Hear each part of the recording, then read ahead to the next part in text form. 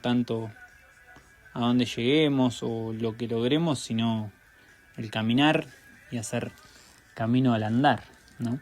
Y bueno, justamente este tema no lo había puesto por esa frase, sino lo puse porque Cerati es muy significativo en mi recorrido, y este tema magia me parece también muy simbólico.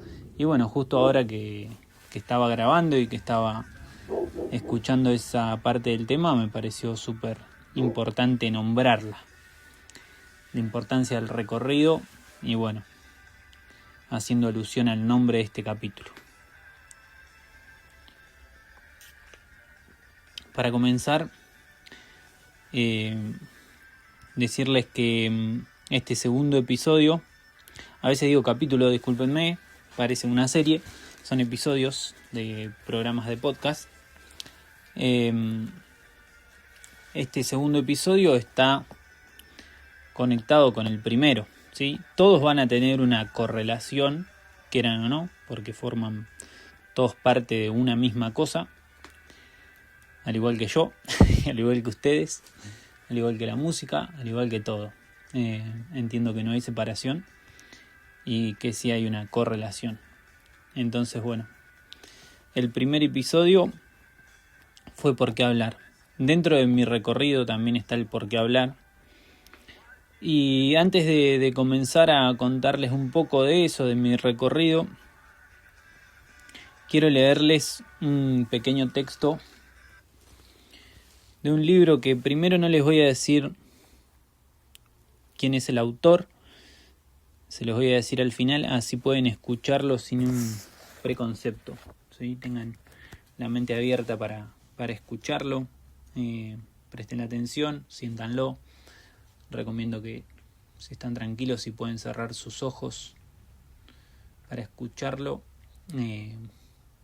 y sentirlo a la vez, creo que va a llegar más profundo. Y dice así: le preguntan, ¿por qué sigo teniendo tanto miedo a exponerme? Y ahí comienza el texto. ¿Quién no tiene miedo? El exponerte te produce mucho miedo.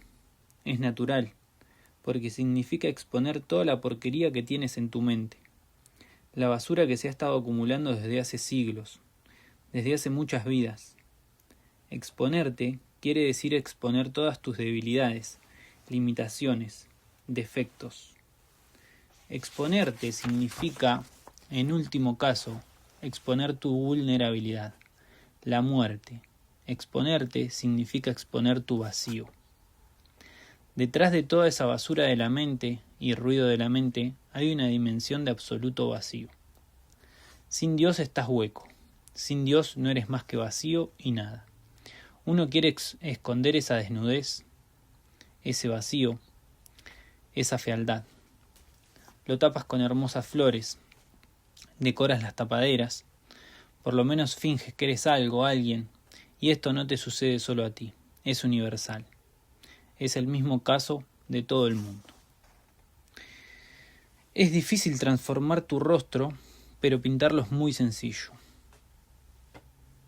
Por eso la gente sigue fingiendo.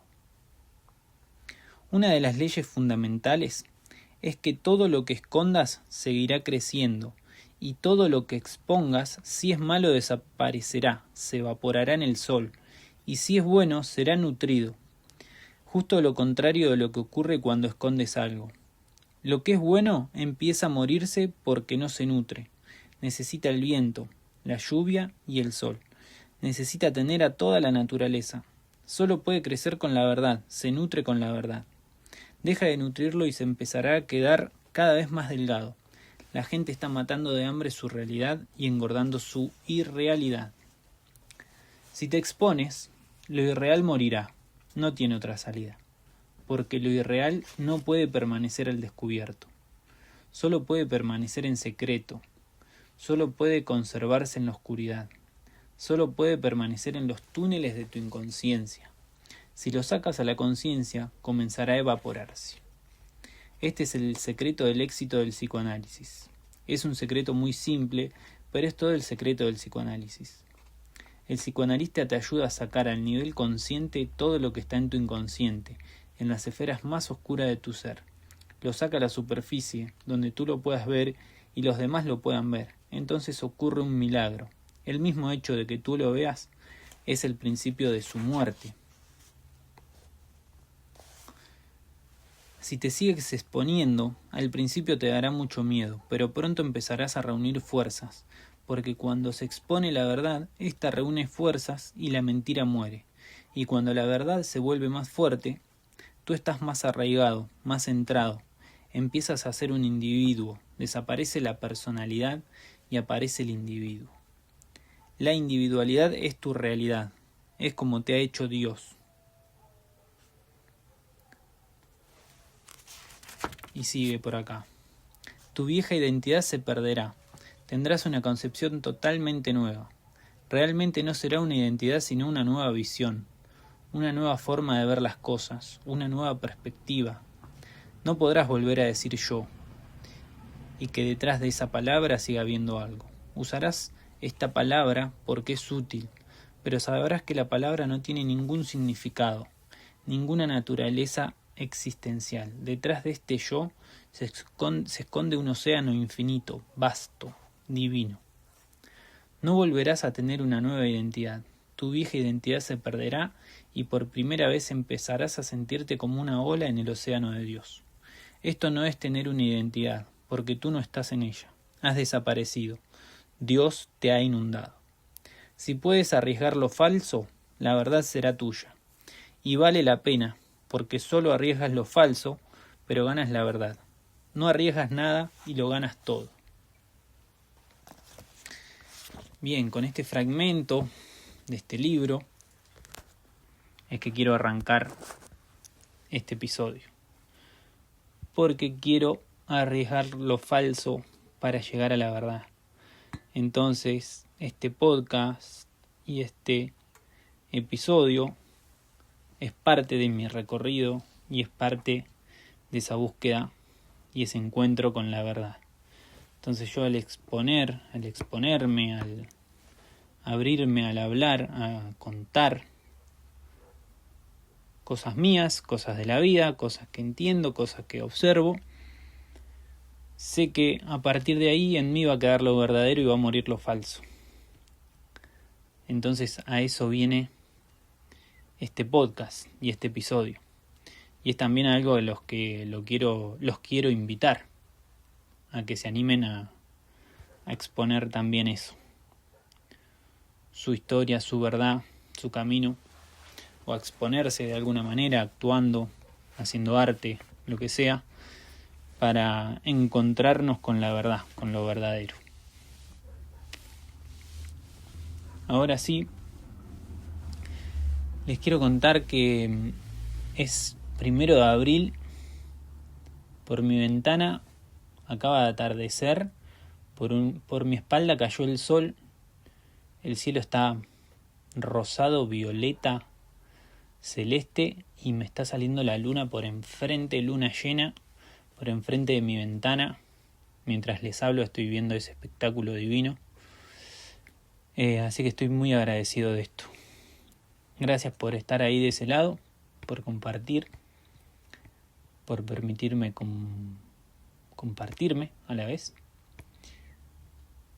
Y bueno, sin más preámbulos, les quiero contar un poquito acerca de mi recorrido, pero no a modo de egocentrismo, de decir, no, yo logré esto, logré lo otro, y hice tal cosa y tal otra para que alardear de mi vida, sino todo lo contrario, desde un lugar de humildad, para que me conozcan los que no me conocen, para conocerme, para conocerme yo mismo, para que ustedes me conozcan y para que sepan desde dónde está abordado este podcast, ¿sí? Entonces, contándole un poquito de esto, de mi recorrido, y va a ser un recorrido de las cosas más importantes que me trajeron al día de hoy a estar grabando esto. Me fui un poquito. Se me hizo una laguna, ¿no? Bueno, pero eso. Desde un lugar, desde la humildad de decir, bueno, que me conozcan y que sepan quién les está hablando de este lado, básicamente. Siempre estoy acá con mi mate, tomándome un matecito. Y hoy particularmente me puse de fondo Cerati porque ha sido una gran compañía, una energía que me ha acompañado mucho en lo que es mi recorrido, como ya les digo, al cual le estoy muy agradecido. Y bueno, quería que en el día de hoy me acompañe su música. Para contarles un poquito de mí, primero quiero que sepan que nací en la ciudad de Azul en el año 94. Voy a cumplir 32 años en unos días, en 13 días exactamente. Y bueno, parece que no, pero es algo importante el que sepan dónde nací y qué edad tengo, para que contextualicen un poquito quién soy. Y bueno, acá me hice algunas anotaciones para no perderme. Mi nacimiento, mi ciudad. Vengo de una familia de padre y madre, 2 hermanas, una mayor, una menor. Soy el hermano del medio. Algo que creo que fue importante en mi vida y que me trajo hasta acá el día de hoy. Fue algo doloroso en la familia, por así decirlo, que fue la pérdida de un hermano, de un hijo para mis viejos, que se llamó Lucio Uriel. Y bueno, previo a nacer, por algunas dificultades, no llevo a encarnar en este mundo. Y creo que eso también fue muy importante para llegar a esto, porque bueno, él me trajo un gran aprendizaje. Creo que ahí fue como la primer pérdida que sentí y que oculté a la vez, el primer dolor, del cual no pude hablar y no pudimos hablar en su momento con la familia, porque fue la forma de abordarlo. Sin otras herramientas, bueno, se decidió no hablar del tema, por así decirlo, ocultarlo y bueno, seguir como si nada hubiera pasado. Y eso a mí más adelante me trajo un montón de inquietudes, de preguntas, de querer buscar respuestas, de querer saber el nombre. De alguna manera su energía siempre estuvo ahí presente y bueno, creo que era importante mencionarlo en este episodio de mi recorrido, porque como les digo, en algún momento, si tocamos el tema de la espiritualidad y sentir las energías y demás, este hermanito estuvo siempre presente, aún está, y energéticamente es un ser y una energía que siento, que me acompaña en momentos muy, muy claves e importantes. Y tiene un nombre muy particular que es Uriel, que es el nombre de un arcángel, ni nada más ni nada menos.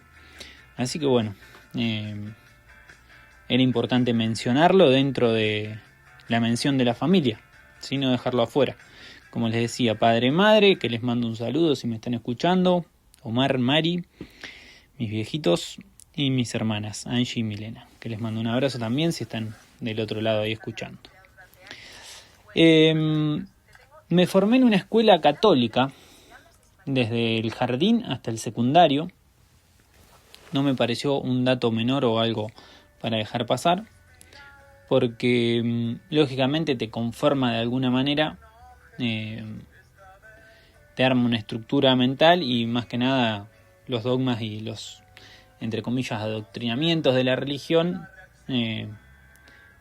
para una personalidad son muy fuertes, y fue algo con lo cual primero estuve muy apegado muy sentido, hasta se me cruzó en algún momento de niño por la cabeza ser cura. Luego todo eso se convirtió en lo contrario, llegué a odiarlo, llegué al ateísmo. Y después, gracias a un gran maestro que tuve, llegué a amigarme con Jesucristo y con su enseñanza, que para mí es lo más importante, por así decirlo, también lo único importante del cristianismo, de la Iglesia Católica. Y bueno, quería mencionar que fui formado en una escuela católica, mis abuelas muy católicas, Sara y Tete, muy creyentes de ir a misa, algo que nunca cuestioné ni al contrario, respeto un montón y valoro un montón que sean de esa manera. Que haya sido la abuela Sara y que sea mi abuela Tete, que aún está viva y si está escuchando en algún momento esto, le mando un beso y un abrazo enorme también, que la quiero un montón. Después, bueno, parece que no, pero sí lo fue. Desde los 7 hasta los 14 en mi vida fue muy importante el fútbol. Creo que no pasó otra cosa por mi cabeza que el fútbol. Creo que la gran mayoría de los chicos de mi época, no todos lógicamente, pero bueno, para muchos sí era muy importante. Más siendo de Boquita, que en ese periodo, desde mis 7, que yo era en el 2001, hasta mis 14, que fue en 2008 más o menos, Boca ganó todo, así que estaba súper enfocado. Tuve el sueño de ser futbolista, sueño frustrado. Frustrado para ese niño. Después entendí el porqué. Había un plan mayor que ese. Así que agradecido también de que haya sido de esa manera. A los 15 por ahí empieza una etapa más oscura. Por ahí no tenía muchas ganas de nombrarlo, pero ha sido parte. Como que arrancó la etapa del alcohol, de la joda, de las salidas nocturnas. Y bueno, todo eso que ha generado cierta desviación en su momento. Hoy lo entiendo como algo también perfecto, que tenía que pasar, que tenía que ser así. Pero bueno, eso también generó varios dramas.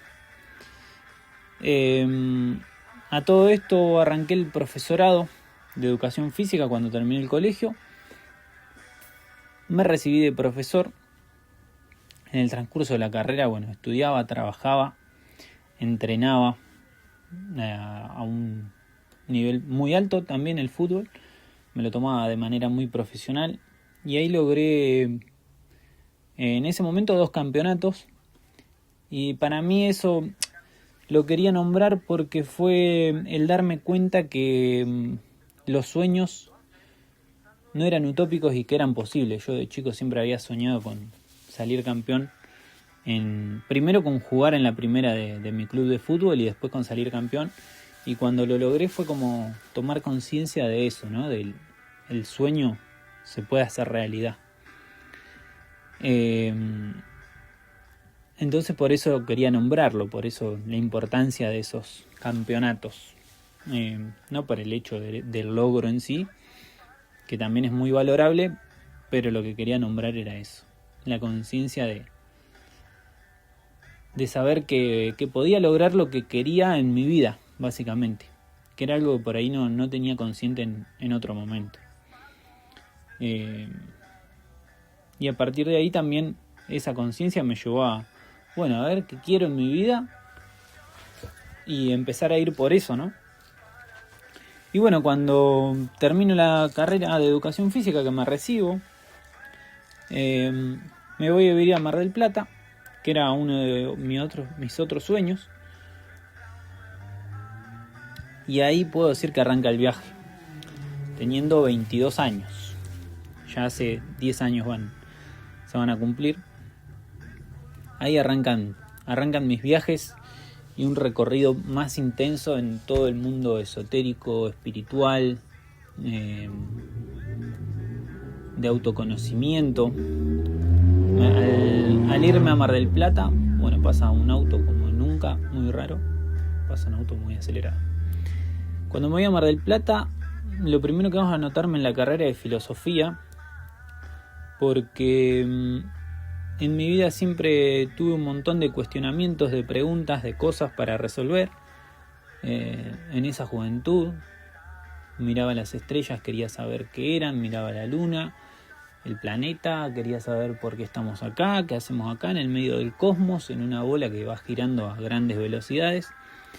Y bueno, eso me llevó a buscar respuestas en todos lados que tuviera al alcance. Y bueno, una de esas cosas que tuve al alcance fue la carrera de filosofía. La hice 2 años, iba muy bien, promocionando y demás materias. Después, lógicamente, con el laburo y con la rutina se me complicaba para las cursadas y demás. Y me di cuenta que llegaba a ser una traba, por así decirlo.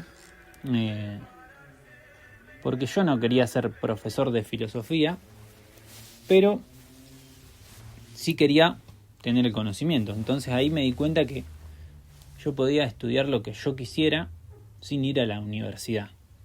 Que podía leer del tema que me gustara, que quisiera conocer, sin la necesidad de obtener otro título. Ya tenía un título, había estado 5 años preparándome para eso, y no iba a estar otro tanto de cantidad de años en mi vida para conseguir otro título. No era mi idea. Mi idea era descubrir y conocer más sobre este mundo. Otra de las cosas importantes que sucede en Mar del Plata es que empiezo a trabajar en una clínica psiquiátrica, en la clínica psicopatológica del Mar, ubicada a cercanías del Faro, en Mar del Plata. Y bueno, es importante nombrarla porque ahí tomo conciencia de que para lo que nuestra mente es la realidad, es eso y es eso. Entonces, nuestra mente nos va a decir qué es la realidad, qué es lo real. Y con los pacientes que había en la clínica pude observar eso. Después tendría que hacer un capítulo aparte para hablar más en profundidad de otras cosas que aprendí en la clínica. Muchos cuestionamientos que le hago al espacio, que le hago a la forma de abordar esas patologías. Pero bueno, ya les digo, para eso tendría que hacer otro capítulo dedicado solamente a eso. Ya de por sí es un montón de cosas para hablar en un episodio. Mis episodios vienen siendo los que ya grabé, 25 o 30 minutos. Y no sé si voy a llegar a hacerlo en un episodio o van a ser 2. Por eso, por ahí me ven que estoy hablando un poco más acelerado. Pero bueno, tampoco quiero que se extienda tanto. Sigamos con la clínica. Ahí pasó algo importante. Ahí conocí a una psiquiatra que me hice muy amigo, que le mando un abrazo en donde esté, a Iris, que en paz descanse.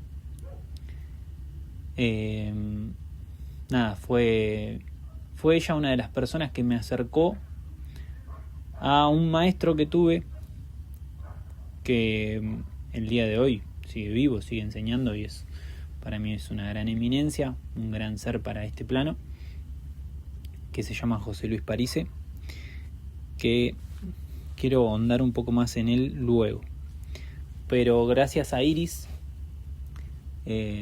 psiquiatra de la clínica, llegué a la enseñanza de los 11 pasos de la magia de él, y bueno, a su escuela y demás. Ya les digo, lo voy a mencionar un poco más adelante, y a la vez mismo tendría que hacerle un episodio aparte también, porque lo que aprendí con él en 3 años fue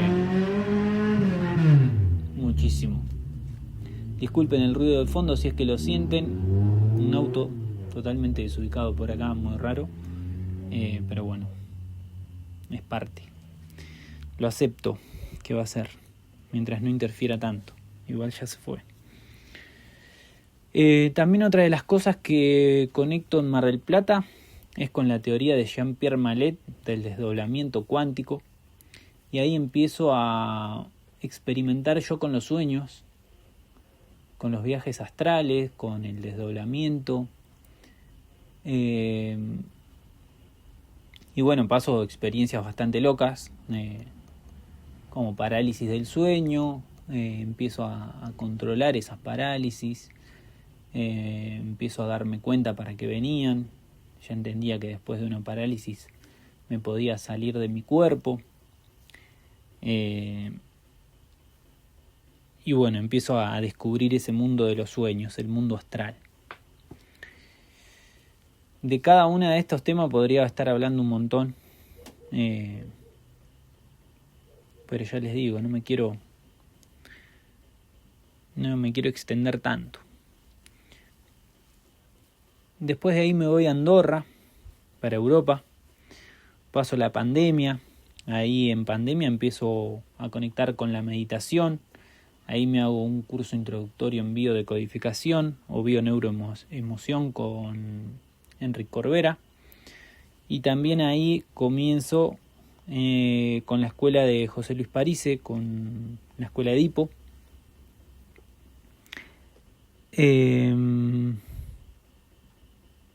Acá me anoté algo sobre Edipo que no entiendo. Nada, en Andorra, en la pandemia, que para todos fue para gran parte de la gente fue un problema, para muchos otros fue un gran despertar. A mí también me hizo tomar conciencia la pandemia de un montón de cosas. Se me cayeron varios velos gracias a eso. Y ya les digo, empecé a conectar con la meditación. Desde ese momento es que medito más seriamente, ya hace unos 7 años. Comienzo a participar en la escuela de Parise, a tener reuniones semanales en las cuales aprendo un montón. Conecto en esa época también con un libro que se llama La enfermedad como camino, que va muy asociado a lo que es la bioneuroemoción, pero es más antiguo, es anterior. Y gracias a ese libro sano una alergia que tenía de toda la vida, una alergia a las hormigas. Ahí es donde tomo conciencia de que las enfermedades que se manifiestan en el plano físico y las patologías tienen una causa más sutil. Son expresiones del alma, son expresiones del ser interior que al no prestarle atención nosotros en ese plano sutil, en el plano psicológico, en el plano emocional, pasan al plano físico para que de una vez por todas las observemos. Y si no las resolvemos ahí, lógicamente nos lleva a la muerte y a resolverlas en otra encarnación. Pero las enfermedades vienen a eso, a darnos señales, a mostrarnos qué es lo que tenemos que resolver internamente. Bueno, ahí asociado a eso, en ese momento por la pandemia, vuelvo a Azul. Cuando vuelvo a Azul, empiezo a proyectar el quedarme ahí, me rompo un tobillo, me lo rompo literal. Fue una gran señal que no quise ver, pero bueno, era una señal que me mostraba que no era mi momento de estar en ese lugar. En ese momento de la vi, seguí, me hago cargo de un gimnasio, y ahí en ese momento de mi vida es donde aparece Cerati, que se me empieza a presentar de manera, por así llamarlo, mágica. Se me presenta a través de, no de sueños, porque no es que soñaba con él, alguna que otra vez lo soñé, pero se me presentó 2 veces durante la noche cuando yo dormía, bajándome un mensaje. Se me prendía la computadora sola con temas de él, de la nada. Mi computadora, mi notebook, que estoy con música en este momento y justamente de él, se prendía con canciones de él a las 2 de la mañana más o menos, 1 o 2 de la mañana. Y bueno, yo ahí me di cuenta que tenía algo que decirme él, que tenía algo que comunicarme. Y bueno, me empezaron a aparecer cosas. Empecé primero a escucharlo más y después me empezaron a aparecer cosas, casualidades, páginas de Instagram con sus letras. Eso me lleva a la letra del tema Medium. En esa letra mencionan a una medium que contacta con él. Justo después de 5 años de la muerte de él, era la primera vez que ella hablaba sobre el contacto que tuvo con él cuando estaba en coma. Y bueno, de esto también podría ser un episodio aparte. A ella la conozco. Todavía no la conozco personalmente, pero sí hablamos por redes. En este momento estamos viviendo en la misma ciudad, así que sería para mí un honor, un placer conocerla personalmente. Puede ser que suceda. Y de ser así, ojalá que en algún momento se anime, quiera y tenga las ganas, la amabilidad de compartir algún episodio. Pero bueno, lo que me transmitió su mensaje es que primero que había una capacidad mediúmnica dentro de mí a desarrollar. Interpreté eso. Lógicamente la tenemos todos los seres humanos para mí, la capacidad de conectar con lo que hay más allá. Pero más allá de eso, primero es muy importante conectar con el más acá. Entonces, si no estamos bien con lo terrenal, de la misma manera vamos a estar en el más allá. Así que bueno, para mí es importante eso, tener en cuenta que nuestra realidad acá en el plano físico es primero y después los otros planos. Bueno, en Azul me suceden algunas experiencias que me llevan a otra caída de un velo muy importante. Me dejo de identificar con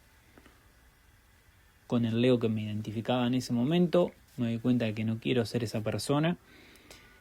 Y para seguir autodescubriéndome y por un llamado interno, yo me acuerdo que en ese momento me senté con mis viejos y le dije: no sé a qué me voy, no sé cuánto tiempo, no sé a dónde. O sea, sí sabía a dónde en primer momento, pero no sabía cuánto tiempo. Pero siento que algo me llama a irme, a conectar con otra cosa, con otra información, y ahí es cuando decido irme a Brasil en un primer momento. Yo ya estaba arraigado en Azul, me estaba pagando mi alquiler, tenía todos mis electrodomésticos, mis muebles. Después de 2 años me había vuelto a instalar, estaba bien, estaba tranquilo. Pero bueno, ese llamado interno y esas caídas del velo fueron muy fuertes y fue la señal que tomé para seguir con mi camino, con este recorrido. Y bueno, esos pasos me llevaron a Brasil. Primero pasé por Pinamar, laburé un mes y después me fui a Brasil. Y en Brasil tengo mi primer encuentro con un chamán. Yo no era de buscarlos a los chamanes, ni de meterme en tribus, ni nada de eso, pero sí estaba abierto a que suceda y a que aparezca la magia. Yo sabía que mi camino iba a ir por ahí en algún momento. Había alguna había una información que me caía a mí, que todavía no era del todo consciente, pero que había una relación con el mundo chamánico y con el mundo de las tribus originarias, con esa información que había que rescatar. Y bueno, ahí en Brasil tengo mi primer contacto. Un día normal. Bueno, no era tan normal, era un día de trabajo en el cual a mí no me estaba yendo bien. Y era normal porque siempre me iba bien. Y bueno, me puse a meditar un rato. Yo trabajaba en la playa vendiendo bebidas para un carrito. Y ese día me puse a meditar en la playa. Y ahí cuando medito me cae la información de que no era un día importante para lo laboral ni para llamémosle la 3D, pero como que me iba a pasar algo importante para lo que realmente yo había viajado, que era esta otra cosa que yo no sabía que era. Bueno, volver al lugar de trabajo, al carrito, me encuentro con el dueño del carro hablando con una persona común y corriente. Lo saludo, qué sé yo. Me pongo a jugar con el nene del dueño del carro. Ellos siguieron hablando. Me doy una vuelta, qué sé yo, y cuando vuelvo veo que siguen hablando y bueno, ahí me acerqué a compartir la charla. Y en un momento éramos nosotros tres, después se acerca alguien, se va el dueño del carro, quedo yo hablando con esta persona solo. Y bueno, me empieza a decir que yo en otra vida había sido esto, que había sido otro, que en esta vida tal cosa, que en esta vida tal otra. Empezamos a hablar de Cristo, qué sé yo, y a mí se me empiezan a caer las lágrimas, me emociono mucho. Me dice que lo que había tenido era un despertar espiritual, que ahí arrancaba una nueva etapa en mi vida, que no sé qué. Mi emoción fue más allá de por las cosas que él me decía que me parece que estaban buenas. Mi emoción fue por la conexión que tuve con mi meditación y que a los momentos se haya generado eso. Bueno, ahora me doy cuenta que llevo 37 minutos y que seguramente esto lo corte y haya una segunda parte. Pero bueno, voy a seguir grabándolo todo en una y después haré el arreglo correspondiente. Así que bueno, así fue mi primer encuentro con un chamán en Brasil.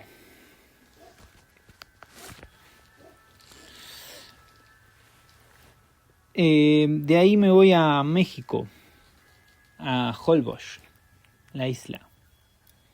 Bueno, Holbox fue...